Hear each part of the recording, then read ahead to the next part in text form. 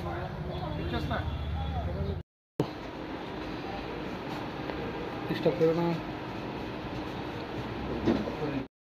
3 নাগাদ আমাদের কাছে খবর আসে যে কলেজটিলা লেকের কাছে একটা দোকানের মধ্যে সে ওই হেরোইন বিক্রি করছে।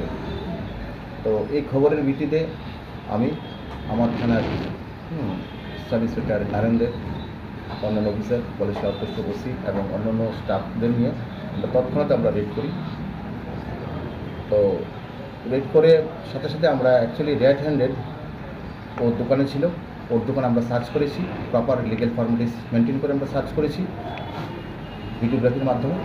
সার্চ করে ওর দোকান চেক করে আমরা তার দোকান থেকে 180টা আমাদের যে নর্মাল ল্যাঙ্গুয়েজে আমরা কোটা বলি, হ্যাঁ, যেখানে হিরোইন ভর্তি থাকে, সিঙ্গেল কোটা বিক্রি করে তার দোকান থেকে আমরা কোটা উদ্ধার হয়েছে।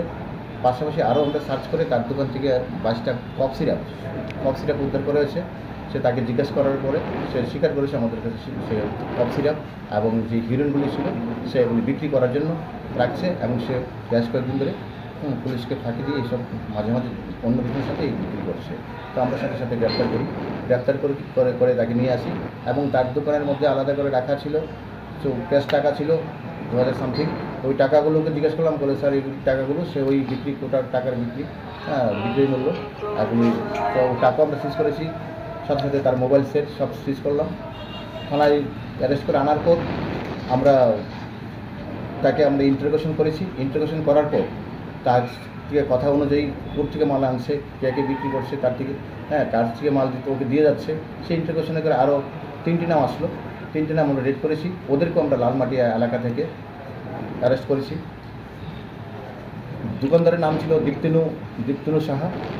আর বাকি তার কথা অনুযায়ী আরও আমরা 3জনকে, হৃদয় দাস, তপন বণিক এবং কৃষ্ণ বিশ্বাস, এই 3জনকে অ্যারেস্ট করেছি।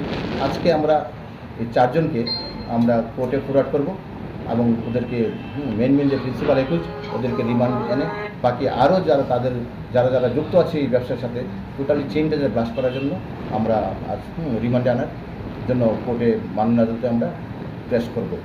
এবং আমরা এইভাবে কন্টিনিউ যেখানে আমরা প্রত্যেক দিনই বিভিন্ন জায়গাতে রেড করছি এবং এই যে নেশা বিরোধী আন্দোলন আমরা খুব স্ট্রিক্ট করছি, যাতে যে করে এলাকা থেকে যাতে নেশা থেকে আমরা নতুন নিউ সমাজকে আমরা যাতে রক্ষা করতে পারি, তার জন্য আমাদের টোটালি পুলিশ প্রশাসন এবং আমাদের সিনিয়র অফিসার সবাই আমরা সে একযোগে কাজ করছি। কতটা কোটা উদ্ধার করা হয়েছে?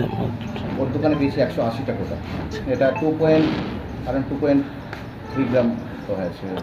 যাকে আটক করে সেও কি ড্রাগের সাথে মানে এডিক্টেড কোনো কিছু পাওয়া গেছে না? সেও কি এডিক্টেড নেই? যাকে দীপ্তেনুজন সে তো ওকে দেখেছি, ও তো ঠিক আছে, সে এডিক্টেড কিনা টোটালি মেডিকেল ইস্যু। হ্যাঁ, তো ওকে আমরা পেয়েছি, সে বিক্রি করছে, তাকে আমরা অ্যারেস্ট করে নিয়েছি। হতে পারে